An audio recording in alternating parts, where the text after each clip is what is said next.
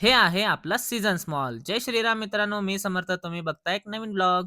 तर मित्रांनो, मुंबईची बुकिंग पडली होती सकाळी-सकाळी आपल्याला एका तासातच.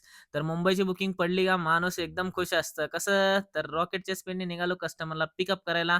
जाता-जाता सागरभाऊला भेटलो. म्हणलं सीएनजी भरून घेऊन जावं. सीएनजीचा प्रेशरच कमी होता. 32 गुल झालती. नंतर प्रेशर वाढला तेव्हा जीवात जीव आला.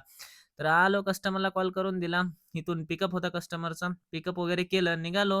खडकीला आलो बघा आपले शुभम भाऊ भेटले. दोघं जण लागलो हायवेला टॉप गिअर टाकला आणि 100च्या स्पीडने डायरेक्ट आलो कुठं फूड मॉलला. येऊन सगळेजण मित्र परिवारांनी आपला नाश्ता वगैरे करून घेतला.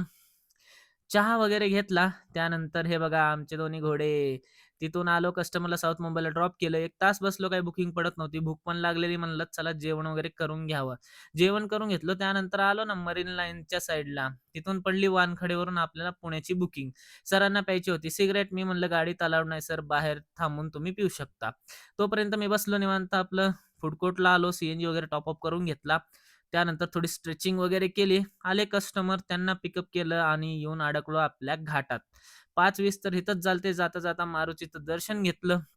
जाम फुल होता बघा मित्रांनो. कसंबसं जाम क्रॉस करून येऊन कस्टमरला आपल्या स्वारगेटजवळ ड्रॉप करून दिलं आणि निघालो मी आपल्या लेजेंड सिद्धू मुसेवाल्याचे गाणे ऐकत घराकडं. तर मित्रांनो, आजचं काम व्यवस्थित झालं होतं आपलं. ऑल इन्क्लूड टोटल बिल आपलं 6,000च्या आसपास निघालं होतं आणि 4,000चा प्रॉफिट राहिला होता. चला तर असेच नवनवीन ब्लॉग होण्यासाठी आपल्या पेजला फॉलो करा.